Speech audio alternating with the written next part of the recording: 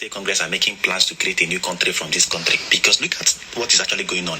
When I tell Bola Ahmed Tinubu divide this country or sign total return to regional form of government, a lot of people say, oh, you are trying to put chaos on anything. But look at what these Islamic clerics are doing. Look at this Islamic cleric. I'm going to play the video. He was speaking in Hausa, and he said that Nigeria, as a matter of fact, can burn to the ground to us Muslims, and we won't mind if anybody tries to disrespect the Prophet Muhammad. Wonderful people, viewers and subscribers, I give this message a title: Bola Ahmed Tinubu finally signs the division of Nigeria. Why do I use this statement? Or rather, why do I use this headline? I will explain. Just give me some few minutes of your time. Please, I beg you. I will allow you to listen to the clip finish. But let me drop this very important information here before I forget. Bola Ahmed Tinubu have already signed the division of Nigeria because Bola Ahmed Tinubu remains the last president of Nigeria. It is a prophecy that must be fulfilled. Why did he sign that agreement and keep it secret? Is because 2027 is not sure for him. I repeat, 2027 is not sure for him. I said it earlier on when people were insinuating that Bola Ahmed Tinubu will be defeated in 2027, and I told them that Bola Ahmed Tinubu is a president that have double L on his name, life president or last president. That my prophecy is coming to fulfillment this 2027. Let us keep our arms crossed, unless something then happen along the way. Then we will come here to clarify the whole situation, because Nigeria is just like a time bomb. It can explode anytime, anywhere. It can explode even right this moment as I'm talking to you. So Bola Ahmed Tinubu signed that document because he don't want to be disgraced. If he lost power 2027 and Nigeria still remain the same, they are going to mess Bola Ahmed Tinubu up. His empire will collapse. So he signed these documents. Well, as I'm talking to you now, it still remains a classified document. The only people that get hold of it are people with classified information, like that of investigative journalism, who can track whatever that is even left in your bedroom. So that is how this information was leaked. Well, you will come and tell me now, why do I come and talk it on the general public? After all, it's going to make them to change their mind. My brother, he can never change his mind. This guy have ego. If he release power 2027, my brother, Lagos is going to collapse, and he will never allow that to happen. So he will divide the country, let everybody go to their regions. Go and mark my word. The one I said before is beginning to manifest. This one I said it today is also going to manifest. Please share this message as much as you can, and make sure you subscribe if it touch your heart. It's not by force. Oh yeah, let's go there. So what they are trying to say here is that they don't care about the country, that Nigeria, that they can bring the country down to pieces if anybody dares in sort of public disrespect their prophet, meaning they place their religion above the national unity or probably the nationality they belong to. And this is a very simple something. If this is the singular ideology I've been speaking about, I'm going to equally play a video for you to see another Islamic cleric. Remember, I did a video where he placed a $1 million bounty on the head of one particular Christian or pastor, that anybody that unalize this pastor will get $1 million from me. I played the video here. Now he doubled down again, that many people are saying that DSS will arrest him, that let DSS come and arrest him, that in fact he's doubling the money, that he's going to give more than $1 million for anybody that brings the head of that particular pastor. You could see the audacity of these Islamic clerics. But whenever a Southerner or probably an Igbo person says, oh, I don't want to be part of this country, I cannot share a country with these people. I cannot share a country with people who have this kind of extreme views. And this is the popular extreme view over there in the northern part. And that is why we are having a whole lot of Islamic agenda and probably terrorism over there, and they are drifting down southwards. They are drifting down southwards. I'm going to play the video, but they are speaking in Hausa. If you understand Hausa, fine and good. But if you don't understand, I just explained what they primarily said. But let me play the video. Then when we come back, we'll talk more. Because these are the things that Nnamdi Kanu saw and said, okay, fine, I cannot be part and parcel of this country or with these same people that have this kind of extreme views. Let me play the video. When we come back, we'll try to analyze and scrutinize more issues here.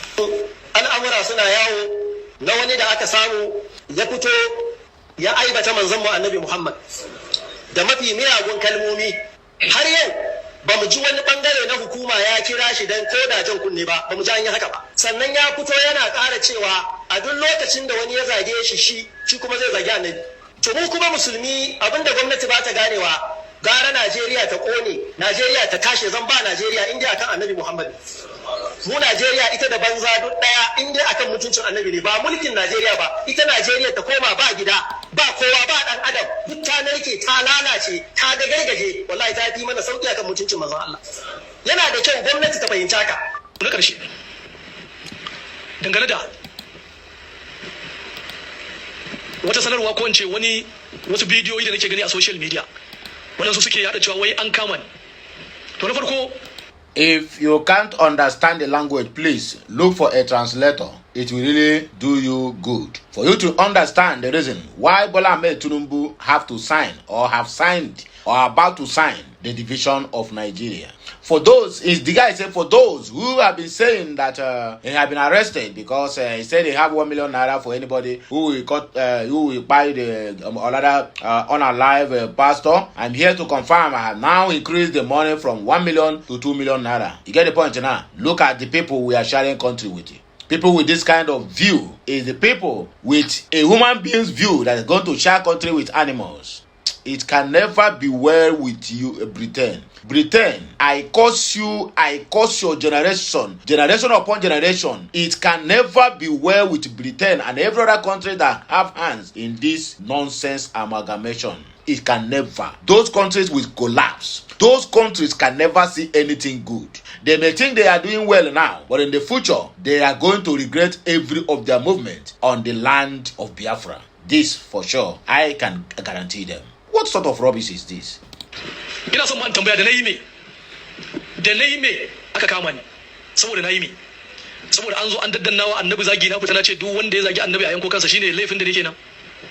Tambayar da nake kenan ne, waɗanda suke ɗora cewa an kama ni dan an zagi annabi zagi na kare dangi na fita na ce ba za mu yarda ba.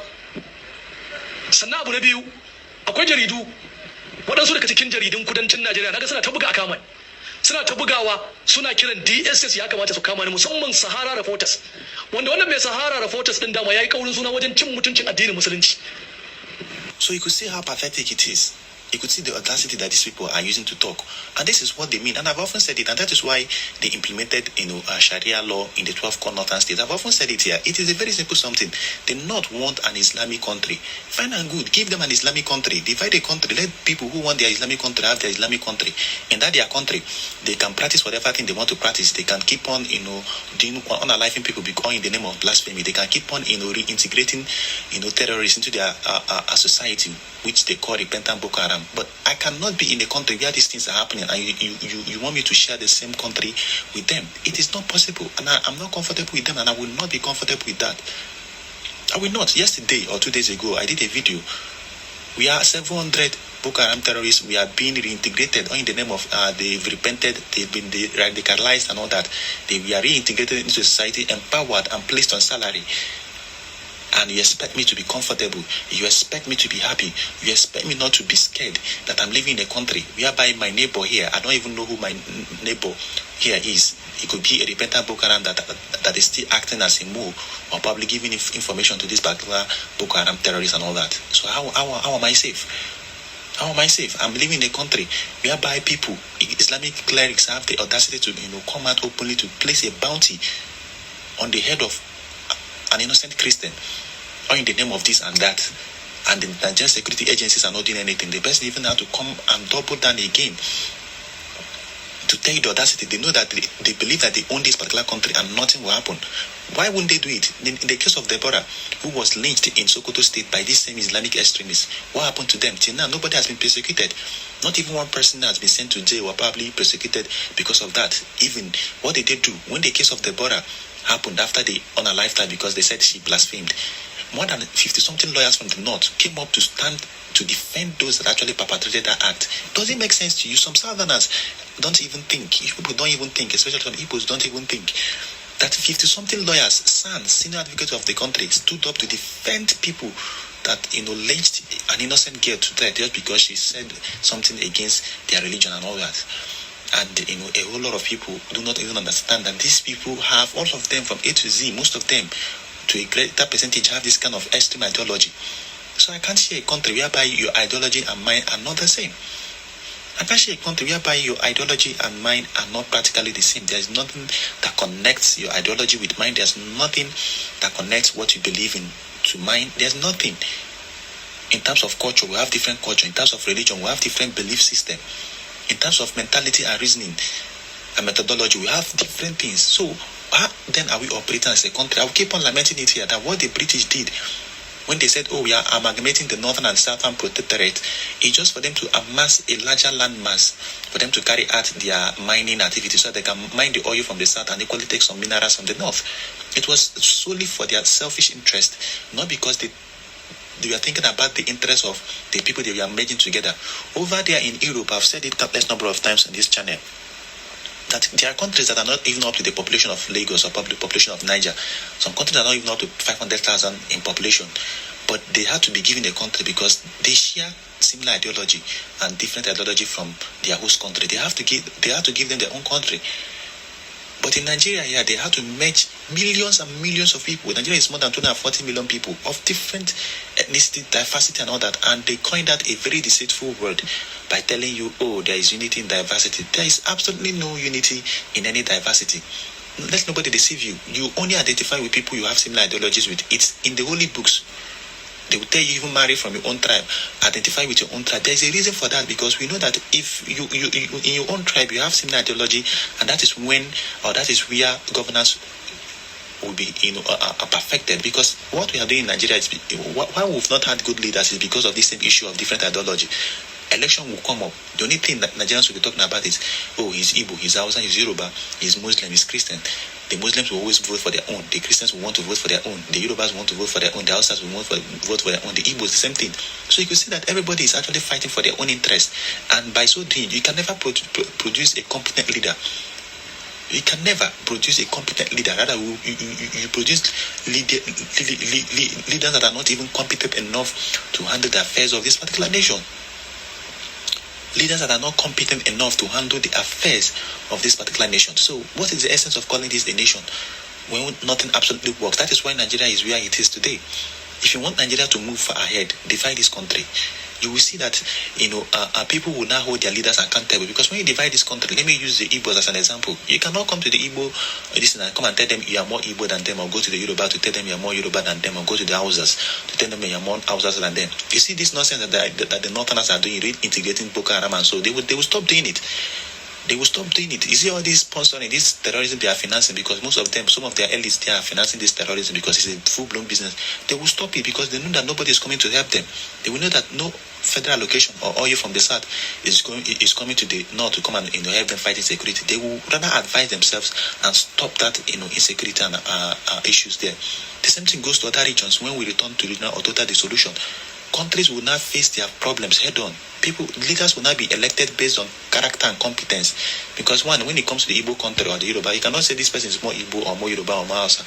They will not do away with religion, because most of the areas will be predominantly one religion. They will not do away with religion and tribe.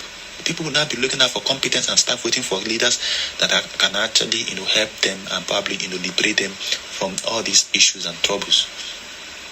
But in Nigeria, as of today, the only thing we do, the only thing we speak about is religion and tribe. So I've often said it that Donald Trump should look at all these countries in the world, the differences, every other thing, the mentality. We are not ideologically the same. And it is not a crime. I've often said it's not a crime to call for a referendum.